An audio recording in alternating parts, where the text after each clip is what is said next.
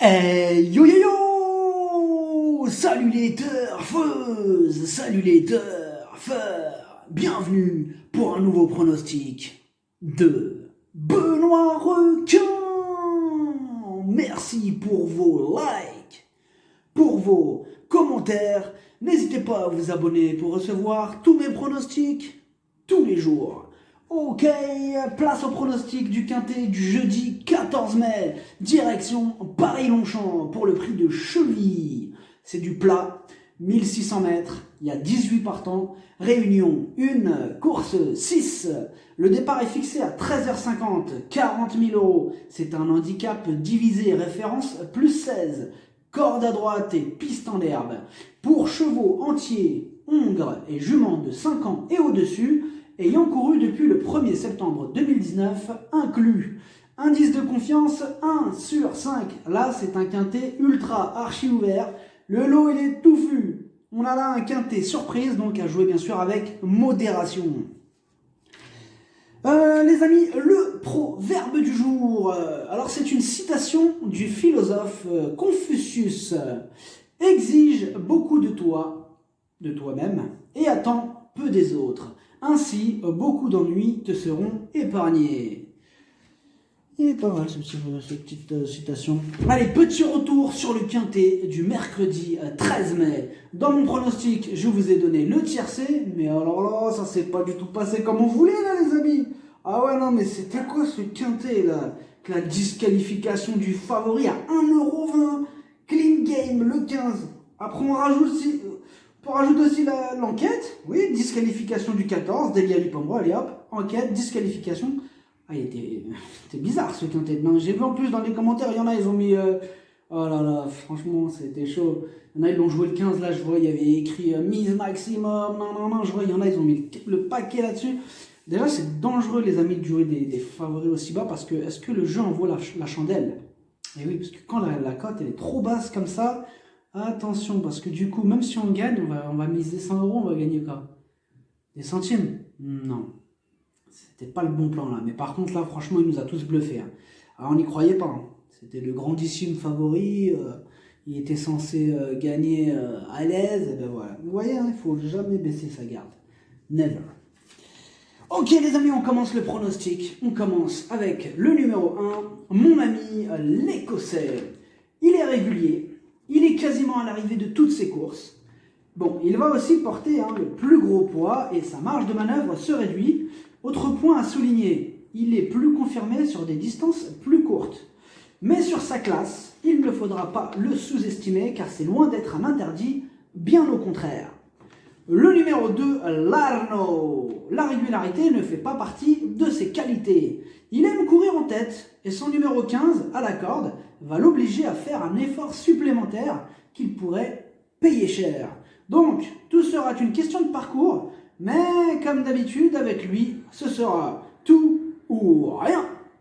Le numéro 3, Kialafushi. Il a pas mal d'atouts dans son jeu. Dans l'ensemble, il est plutôt régulier, il est confirmé à ce niveau, il a prouvé qu'il pouvait surmonter sa récente pénalisation pondérale, il est confirmé sur la distance, il aime courir en tête, et ça tombe bien, il a hérité d'un excellent numéro de corde.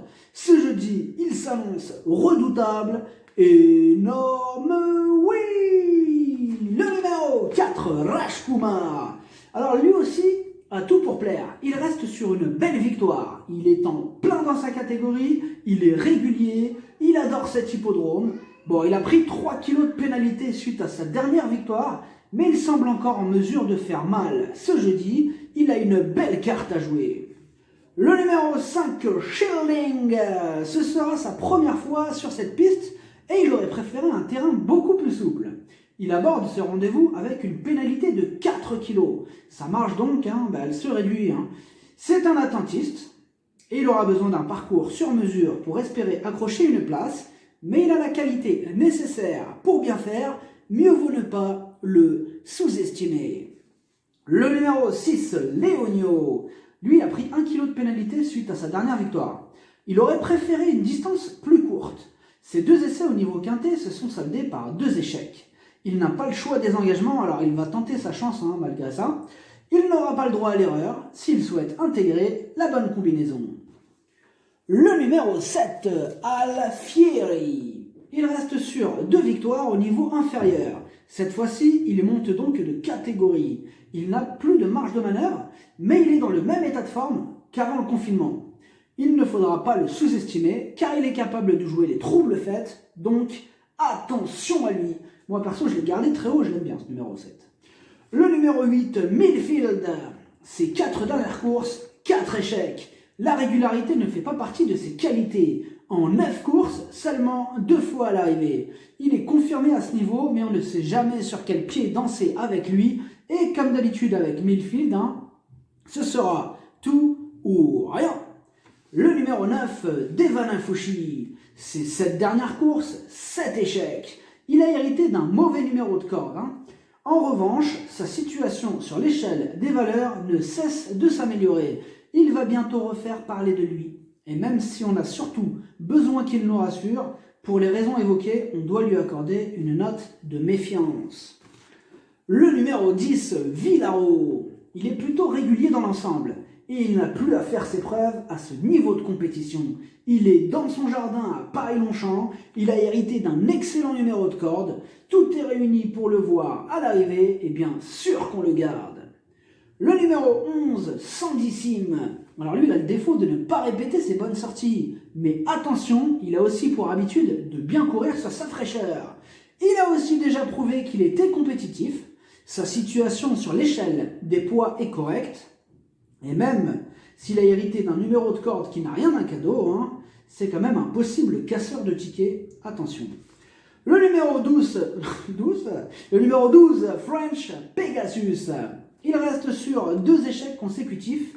La distance est un peu longue pour ses aptitudes. Il a toujours échoué sur cet hippodrome et il a hérité d'un mauvais numéro de corde. Le seul point positif, c'est que sa situation sur l'échelle des valeurs s'améliore. Mais il lui faudra quand même un parcours en or pour espérer gratter la 5e place.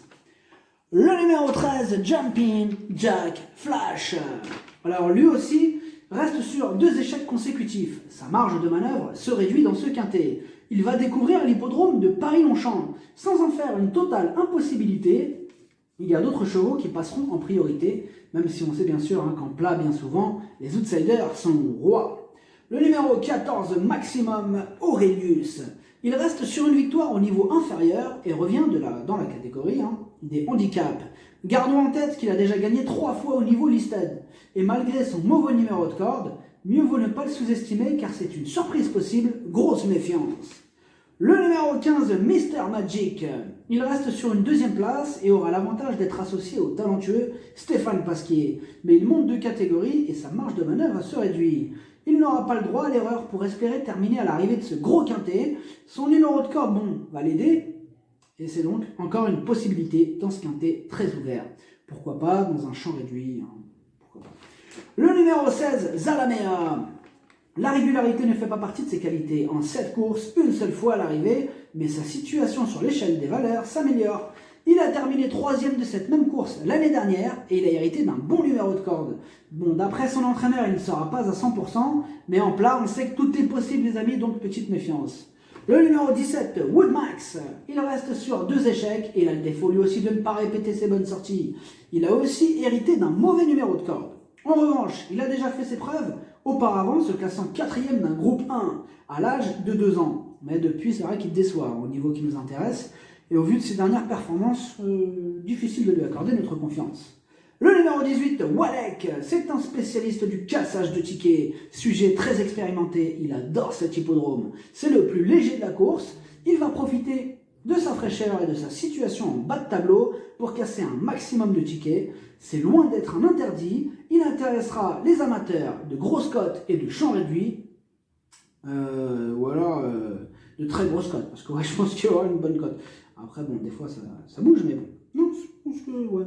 Le pronostic, ça donne 3, 4, 7, 5, As, 10, 18, 14, cheval de complément le 11, si jamais un autre nom partant et ça peut arriver, le 15. Merci d'avoir suivi cette vidéo, n'hésitez pas à vous abonner pour recevoir tous mes pronostics tous les jours. Les jeux d'argent sont dangereux, à consommer avec modération.